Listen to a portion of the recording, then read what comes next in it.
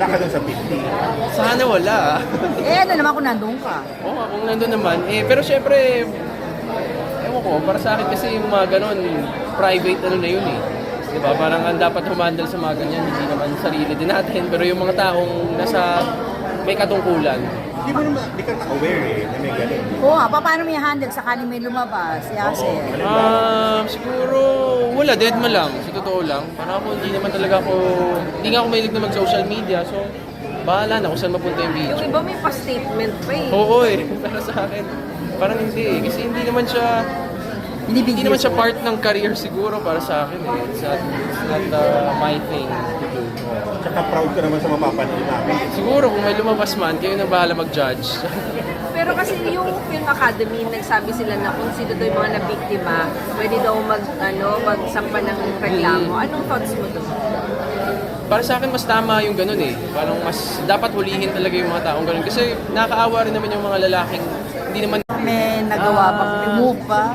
Ang alam ko, kinausap din po ako ng management ko din talaga. Talagang humingi ako ng sorry. And ayun, nag-sorry naman. Kanino ka po nag-sorry? talaga ako sa kanya. Personal? At sa... Through management? Through text po, message. Yung Tinext mo siya. Sumagot si Kuya Jobber. Hindi na rin. Hindi na rin. Pero anong yun take mo lang. dyan? Lesson learned? O anong sa experience? O Para sa akin po, siguro wala lang sa right time yung mga nangyari. Nasa labas ako noon, nasa initan, siguro hindi ko lang din na-handle na maayos din po siguro. So next time mag-iingat na kayo nila? Oo naman. Pero, So wala nang amuyan ng kilikili, gano'n? meron pa rin. Pero hindi Meron pa rin na naman. ipopost, Oo. magiging careful Siguro ka mas na. magiging careful na lang kami sa actions din namin. Ano sinabi sa'yo ng management? Binigyan ka ba ng advice? Siyempre parang hindi rin po tama gawin ng isang public figure na magsalita ng gano'n. Kaya siguro, kaya rin po siguro natauhan din po ako. Ayun. Yun, sabi nga niya, wala raw accountability ng mga kabataan ngayon. Pero alam ko naman din may mali din kami. And I take accountability sa lahat ng mga pinost ko and na comment. Yung importante, meron kang di ba? Kaya, yun. So, sana magkita kayong Oo nga, dalawa. oo nga, please, oo nga. Thank you. Finally, natanggap mo na yung trophy. Linipad ko talaga to from Cebu. Siyempre excited ako na makuha tong Sinag trophy. So galing kasi, kailan ka dumating? Dito ang umaga lang. Tapos ngayon, babalik ka agad or tomorrow na? Sa Sunday hapon. So magpapaksyon ka na rin at the same time. So saan anong gagawin mo sa trophy mo? First mo yan? Display ko to sa bahay. Display ko siguro to sa barbershop namin. Barbershop. Bakit may barbershop kayo? Sino ang barber sa family ka? May barbershop ako. Kumbaga, yun yung business ko, barbershop. Yeah, barber din ako. I'm also on barber. Wow, isang barber na, actor pa, Ano sabi sa probinsya pala? Probinsya ba sila? City na yun? Cebu City na yun. Cebu City, yeah. So yeah, yung umuwi ako from Sinag, Maynila awarding. Nagkagulo yung family ko. Kumbaga para akong Superstars. Para akong tawag dito. Parang pumasa sa bar exam. May malaking trophy ba? Congratulations! May You banner won the ka? medal! Para kami may banda pa ba? May pa, ano pa? May paputok pa? May paputok. Ang dati pa ba silang supportive sa sa Career mo, pag-artista? Sa pagiging actor? Marami bang support? Dati pa ba silang Oh supportive? yes. I can really say sobra yung suporta nila sa pagiging actor ko. Kasi way back 2018, nag-Maynila ako para mag-pursue ng magiging artista. So yun, financially, wala akong trabaho, wala akong income as, kasi nag-audition pa lang sa mga casting. Doon ko nakikita yung full support talaga nila, hindi lang moral, like financially talaga. So yeah. Nasali ka ba nun sa mga parang reality talent shows? Yes, bro. Ano naman? Sa PBB. Anong batch? 2018 batch nila Seth Pedelin. Muntik akong nakasali doon sa finalist talaga. Ang nangyari? Nakapag-taping na ako sa ABS. Sa Star Hunt. Ano nangyari?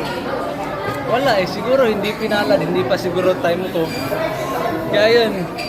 Actually nga, nahiya nga akong umuwi sa Cebu kasi parang umuwing uluhan. Pero wala tayong magagawa. In God's perfect time lang talaga. So, At iba yung tsura mo, pagpupit ka, bagay sa yung long hair. Oo, ganun. Ba't ka nag... Wala, 6 years na din kasi yung long hair ko. Kaya, Pero di ba parang ang ganda ng kwento na pupunta ka sa Manila para maghanap ng break. Tapos yung original film mo pa, doon ka pa nanalo, di ba? actually, yan yung sinabi sa akin ng nanay ko. Nakwento niya ba? Grabe dong, no? Di ba nag-Manila ako 2018? 8 months ako dito.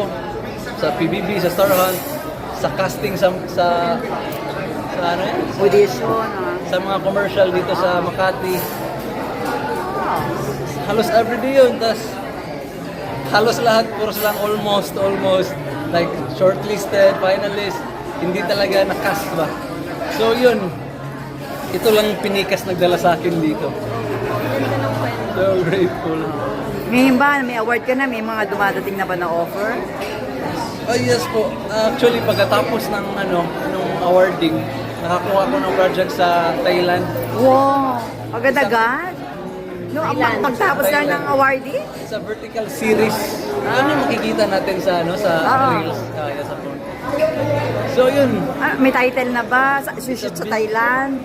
Tapos na yung Tapos shoot. na. Tapos na Ah. yung shoot. Nag-shoot kami ng mga 10 days dun sa Thailand. Sa Bangkok. Kailan yan? Saka yung Kailan ka nag-shoot sa Thailand? 3 weeks ago. Oh, right after, may shooting ka kagad? Oh, 3 weeks ago, nag-shoot kami sa Thailand. Oh. Anong title? Pwede ikwento istorya. It's a Samtam Guest House yung title. Samtam Guest House. Ikaw lang ang Pinoy? Ako lang yung Pinoy. Yeah. Hindi ka nahirapan? Hindi sila nahirapan? Di ba hindi mahilig sa... Sobrang hirap kasi sa first day ko, syempre mag-adjust pa ako kasi yung feeling na ako lang yung Pinoy, tapos sila nagkakaintindihan. Hindi naman sila magaling sa Yes. English. Hindi sila magaling sa English. Tapos may mga moment pa na yung translator ko wala dyan. Tapos yung director nagbibigay instruction. Tapos ako, ano ba? Yun So, lang. paano mo na-deliver? At least nakapag-adjust na ako sa second day. Tsaka yun, tuloy-tuloy na naging friends ko na yung mga co-actors ko. So yan, Ay, kailan daw ipapalabas? tanong lang ng tanong. Ano pinisaya mo? Actually, yes. May mga lines na binisaya ko sa Tagalog kasi Pilipino pa rin ako sa character. Anong role mo? Ano, bilang Pilipino, OFW, gano'n? Kind of, Tourist? yeah. Parang OFW na Pilipino na nagtatrabaho sa Thailand. Tapos yung amo ko sa story is Korean. Anong trabaho mo doon? Waiter yung role ko. Kailan may palabas na ba siya? Pinalabas na? Hindi pa, hindi Oh, kailan ipapalabas? Na-out na yung teaser. Hindi pa. Ano sabi sa'yo, kailan daw ipapalabas siya? 2 months from now. Mga June. July, August. August. after nung bumalik ka ng 2018, wala talagang acting, pinikas yung first talaga yung acting. Meron pa on the side. So, meron pa ba? Nung bumalik ako 2018, nakapag-short film ako. Mga short film. Actually, nakapagpanalo ako ng Best Actor din sa Sinulog Film Fest 2020. So, yeah, this is my second one and my biggest one. So, anong feeling na yung mga regional film na yun? Parang kumaano talaga sila. Private. Sila. As a Bisaya, of course, more than happy. Kasi sa industry namin, marami naman talagang magagaling sa Cebu. Dito lang yung yung mainstream talaga na mga decision ba? Or like, yeah, tama ba? Manila-centric. Kung sakali, may kukuha sa'yo, sino mga gusto mo makatrabaho dito, mga actors dito? Dream mo yung dream mo. Dream co-star is Joshua Garcia, JC Santos. Ay, mga aktor. Yung mga idol ko talaga. Leading lady. Leading lady. Kira Ballinger, you know her. Yes. Bakit siya? Feeling ko kasi kasi yung idol niya, Harry Styles. Tsaka idol ko rin Harry Styles, so feeling ko mag-vibe ko Crush mo siya, no? into music. Crush mo siya, no? Mahilig ka sa design. Depende lang. Naging kayo ba ni leading lady mo? Sa totoong buhay? Hindi. Magkalayo ba kayo? Magkalayo? O doon lang kayo nakita? O Doon magkababayan? lang kami nagka-friends, pero sa Cebu lang din siya noon. Ayun. Ay, muli namin nakausap. May kasunod daw yan. Kasi kaya niya binitin yung ending, di ba? Kasi babalik ka raw. Ay, spoiler. Spoiler. Oo, so may sinabi na ba si Direk? Kinausap na ba kayo? Actually, meron daw, pero hindi pa alam kung kailan. Yan lang. Gagawin pa niya yung script. Oo. Excited ka ba? Malay mo. Tinanong ko din kanina si Yesir, sa mga hindi nakapanood, pakwento naman yung character mo.